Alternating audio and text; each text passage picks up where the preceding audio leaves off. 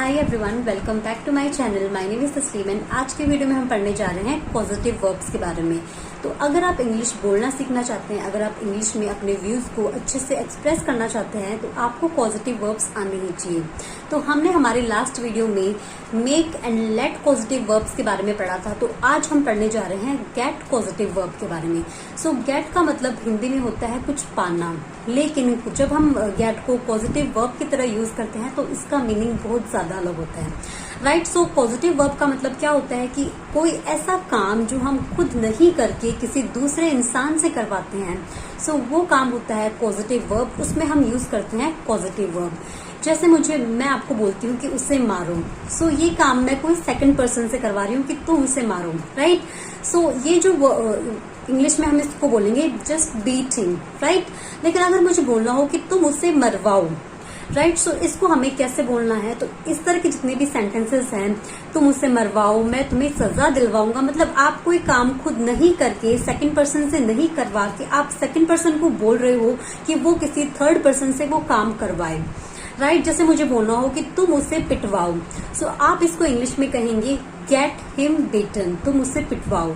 जैसे मुझे बोलना हो कि यह संदेश उसके पास भिजवाओ, यह मैसेज उसके पास भिजवाओ, तो मैं ऐसे नहीं बोल सकती कि send this message to him.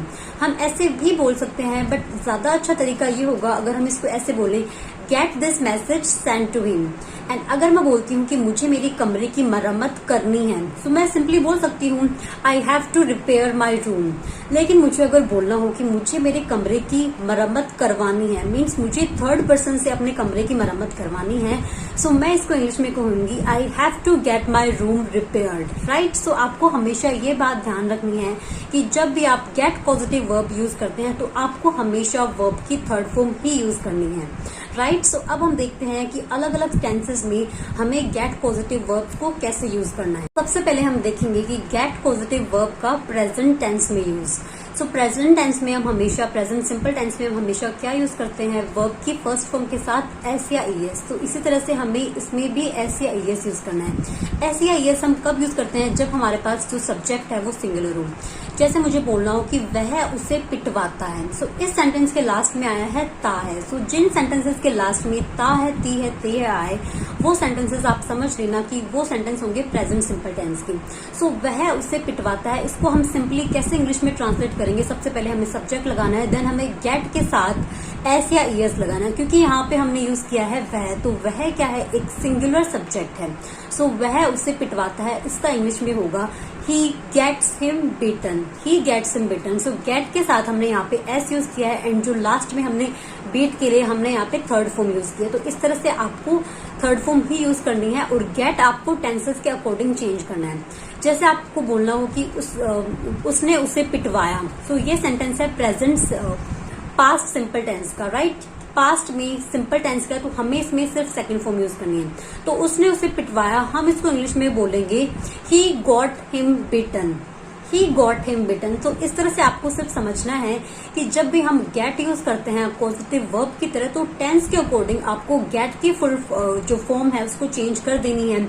कभी आप फर्स्ट फॉर्म कर देंगे, जब आपके पास प्रेजेंट सिंपल है तो आप फर्स्ट फॉर्म कर देंगे, अगर आपके पास पास्ट सिंपल है तो आप सेकंड फॉर्म कर देंगे गॉट की। लेकिन जो गॉट के बाद में जो वर्ब आती है वो हमेशा थर्ड फॉर्म में ही आएगी। जैसे he got him bitten, I got him bitten, he gets him bitten. तो इस तरह से जितने भी सेंटेंसेस हैं उसमें जो लास्ट में वर्ब होगी वो थर्ड फॉर्म ही होगी। सो पास्ट सिंपल टेंस में आपको क्या बात याद रखनी है कि जब आपके पास पॉजिटिव सेंटेंस है, जैसे तुमने उसे पिटवाया, तो इसको मैं सिंपली बोल सकती हूँ कि यू गॉट हिम बिटन, तुमने उसे पिटवाया। लेकिन अगर मुझे इसका इंट्रोगेटिव या नेगेटिव बोलना हो तो मैं इसको इंग्लिश में कैसे बोलूंगी, तो इसमें हम हमेशा की तरह यूज करेंगे डिड के साथ वर्ब की फर्स्ट फॉर्म। जैसे मुझे बोलना हो कि क्या तुमने उसे पिटवाया, तो इसको मैं इंग्लिश में बोलूंगी did you get him bitten, did you get him bitten. तो आपको क्या करना है कि इस वीडियो के एंड में आपको जितने भी मैंने यहाँ पे सेंटेंसेस सिखाए हैं जो आपको कुछ नए लग रहे हैं, बिकॉज हम लोग ऐसे स्ट्रक्चर्स को हमारे इंग्लिश कॉन्वर्जेशन में नहीं यूज करते हैं, तो हमें थोड़ा सा ऑकवर्ड लगता है। सो अगर आपको इनका स्ट्रक्चर समझ भी नहीं आ रहा है कि कैसे वर्ब सब वगैरह हमने यूज किए, तो आप इन सारे सेंटेंसेस को लिखिए एंड आप एटलीस्ट एक सेंटेंस को 10 बार बोलने की ट्राई करें। फिर आप ट्राई करें कि आप अपने डेली रूटीन में ऐसा कौन सी ऐसी बात बोलते हैं जिसमें आप गेट पॉजिटिव वर्ब यूज करते हैं। जैसे आप बोल सकते हैं कि मम्मी मुझे मेरे बड़े भाई ने आज टीचर से मार पड़वाई है। सो आप इसको इंग्लिश में ट्रांसलेट कर सकते हैं। तो इस तरह के सेंटेंसेस है जो आप अपने डेली लाइफ में यूज कर सकते हैं। आप उनको इंग्लिश में ट्रांसलेट करें। एंड जितने भी मैंने आपको यहाँ पे सेंटेंस में आपको दे रही हूँ, लास्ट में आपको मैं कुछ सेंटेंसेस दूंगी जो आपको खुद को ट्रांसलेट करने हैं। अगर आप इजिली उन सेंटेंसेस को ट्रांसलेट कर सकते हैं, अगर आप गलतियां भी करते हैं तो भी मुझे बहुत खुशी होगी, बट आप एटलीस्ट उनको इंग्लिश में ट्रांसलेट करने की ट्राई करें। सो आपको बस इतना सा समझना है कि जब भी हम गेट पॉजिटिव वर्ब यूज करते हैं तो हम हमेशा उस गेट के साथ वर्ब की थर्ड फॉर्म ही यूज करेंगे, राइट। जो गेट है वो तो हम टेंस के अकॉर्डिंग कर देंगे। जैसे हमने प्रेजेंट सिंपल टेंस में हमने वर्ब की फर्स्ट फॉर्म करी थी एंड पास्ट सिंपल में हमने वर्ब की सेकंड फॉर्म कर दी, जैसे यू गॉट हिम बिटन। लेकिन अगर हमारे पास पास्ट सिंपल में हमारे पास इंट्रोगेटिव सेंटेंस हो तो आप उसको में बोलेंगे डिड यू गेट हिम बिटन, क्या तुमने उससे मार पड़वाई, क्या तुमने उसे पिटवाया, राइट। अब हम बात करते हैं फ्यूचर सिंपल टेंस की। तो फ्यूचर सिंपल टेंस में भी आपको सिंपली इसी चीज का ध्यान रखना है कि हमें सिंपल फ्यूचर टेंस में हम क्या यूज करते हैं, हम विल के साथ हमेशा वर्ब की फर्स्ट फॉर्म यूज करते हैं। तो इसमें भी आपको विल के साथ वर्ब की फर्स्ट फॉर्म मतलब गेट यूज करना है, राइट। लेकिन उसके बाद आपको जो वर्ब होगी वो आपको थर्ड फॉर्म में ही यूज करनी है। जैसे मुझे बोलना हो कि तुम उससे पिटवाओगे तो आप इसको इंग्लिश में कहेंगे you will get him beaten, you will get him beaten.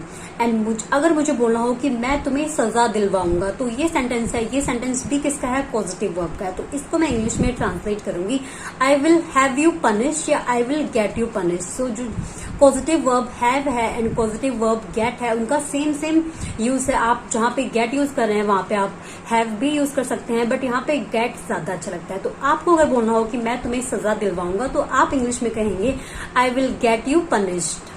सो अब हम बात करेंगे कंटिन्यूअस टेंस की कि आप get positive verb continuous tense में कैसे लगा सकते हैं।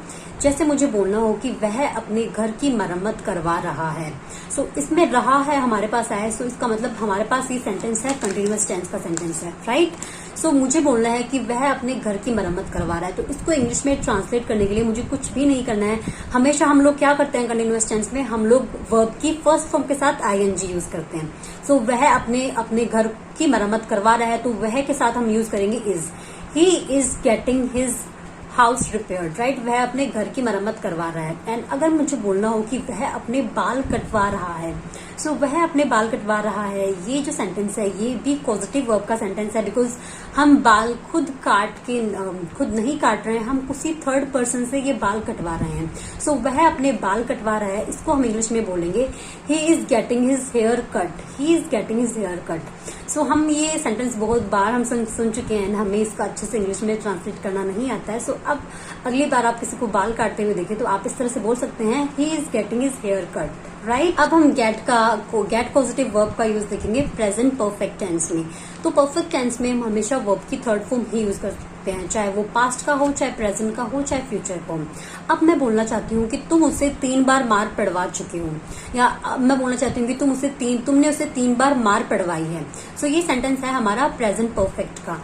सो present perfect tense and past simple tense होता है, इनका हिंदी में जो सेंटेंस होता है दिखने में सेम ही होता है, बट थोड़ा सा इसमें डिफरेंस होता है। अगर आप जानना चाहते हैं, अगर आप डीप में टेंसेस को पढ़ना चाहते हैं, सो आप मेरा लर्न इंग्लिश इन 90 डेज वाली प्लेलिस्ट को भी चेक कर सकते हैं। एंड मैंने टेंसेस की एक अलग प्लेलिस्ट बनाई है जिसमें मैंने आपको बहुत ज्यादा अच्छे से डीपली कॉम्पिटिटिव एग्जाम्स के लिए मैंने आपको टेंसेस सिखाए हैं। प्रेजेंट परफेक्ट टेंस में एंड पास्ट परफेक्ट टेंस में आपको क्या याद रखना है कि सबसे पहले आपको सब्जेक्ट यूज करना है, देन आपको हैज, हैव या हैड यूज करना है। हैज हमें यूज करना है प्रेजेंट टेंस में, सिंगुलर हमारे पास सब्जेक्ट हो तब हम यूज करेंगे हैज, एंड जब हमारे पास प्लूरल सब्जेक्ट हो तब हम यूज करेंगे हैव। और हैड हम तब यूज करते हैं जब हमारे पास जो टेंस है वो पास्ट का हो। जैसे मुझे बोलना हो कि तुम उससे मरवा चुके हो या फिर तुमने उससे पिटवाया है, सो इसको मैं इंग्लिश में कहूंगी you have got him beaten, right. You have got him beaten. अगर मैं बोलना चाहती हूँ कि उसने उसे पिटवाया है तो हम कहेंगे she has got him beaten. So हमने शी के साथ हैज यूज किया है क्योंकि हैज हमारा सिंगुलर है एंड शी भी सिंगुलर है, एंड जो गेट है उसकी थर्ड फॉर्म गॉट होती है, तो she has got him beaten. And last में हमें वर्ब की थर्ड फॉर्म ही यूज करनी है। इसी तरह से आप सिंपली जो अगर आपके पास प्रेजेंट परफेक्ट टेंस का या फिर पास्ट परफेक्ट टेंस का सेंटेंस हो तो आप उसको भी इस तरह से बना सकते हैं। जैसे मुझे बोलना हो कि तुम उसे 2 घंटे से पिटवा रहे हो, सो आप इसको इंग्लिश में बोल सकते हैं you have been getting him beaten for 2 hours, you have been getting him beaten for 2 hours. तो इस तरह से बहुत ज्यादा इजी है गेट पॉजिटिव वर्ब का यूज। अगर आपको कुछ डाउट्स वगैरह हैं तो आप मुझे कमेंट सेक्शन में पूछ सकते हैं। आपको क्या करना है, जितने भी मैंने सेंटेंसेस बताए हैं आपको 10 बार एटलीस्ट इनको बोलना है, तब आपको बहुत ज्यादा अच्छे से समझ में आ जाएगा। राइट, सो गेट का हम अलग अलग चीजों में भी यूज करते हैं। इसका मतलब हमेशा यही नहीं होता है जो मैं आपको इस टाइम पे बता रही हूँ। सो कभी कभी कोई स्टेट में चेंज होता है तो भी हम गेट यूज करते हैं। जैसे मुझे बोलना हो कि टी इज गेटिंग कोल्ड, कि चाय ठंडी हो रही है। सो चाय गर्म से ठंडी हो रही है तो उसके स्टेट में कुछ चेंज आया है। सो इस केस में भी हम लोग गेट का यूज करते हैं। सो कभी कभी हम गेट का यूज समझने के सेंस में भी यूज करते हैं। फॉर एग्जाम्पल, मुझे बोलना हो कि उसने अपनी वाइफ को इशारा किया बट वह उसको नहीं समझ सकी। सो आप इसको इंग्लिश में बोलेंगे he signalled his wife to be quite on this subject but she couldn't get it, लेकिन वह उसको नहीं समझ सकी। सो यहाँ पर जब हम समझने के सेंस में यूज करते हैं, जैसे मुझे बोलना हो कि मुझे समझ में नहीं आया, तो मैं बोलूंगी I didn't get it. Right, so समझने के सेंस में भी हम गेट यूज करते हैं। अब आपको मैं कुछ सेंटेंसेस देती हूँ जिनको आपको इंग्लिश में ट्रांसलेट। तो जो फर्स्ट सेंटेंस है वो ये है कि उसने 5 मिनट में अपना सामान भरवाया। सो आपको इस सेंटेंस को इंग्लिश में ट्रांसलेट करना है। सेकंड जो सेंटेंस है वो ये है कि ट्रेन उतर गई है, ट्रेन पटरी से उतर गई है। इसको आपको इंग्लिश में ट्रांसलेट करना है। सेंटेंस है कि सर्दियों में जल्दी अंधेरा हो जाता है। ये सेंटेंस भी आपको इस सेंटेंस में भी पॉजिटिव वर्ब यूज करना है। एंड जो नेक्स्ट सेंटेंस है वो ये है कि मेरी दाईं आंख में दर्द हो गया है। सो इसमें भी आपको पॉजिटिव वर्ब यूज करना है। एंड जो नेक्स्ट सेंटेंस है वो ये है कि मैंने श्रुति से अपना होमवर्क करवा लिया है, मैं उससे चाय बनवाऊंगा। सो इन चारों सेंटेंसेस को आपको इंग्लिश में ट्रांसलेट करना है। अगर आपको इसका इंग्लिश में नहीं आ रहा है सो प्लीज आप ट्राई करें। अगर आप ट्राई करते हैं तो आपको बहुत सारी चीजें समझ में आ जाएंगी। एंड जितने भी मैंने सेंटेंसेस बताए हैं आप ट्राई करें कि आप इनको इंग्लिश में 10 बार बोल लें। राइट, सो आई होप आपको ये वीडियो हेल्पफुल लगा। एंड अगर आपको कुछ डाउट्स वगैरह हैं तो आप मुझे कॉमेंट सेक्शन में पूछ सकते हैं। And thank you so much for watching.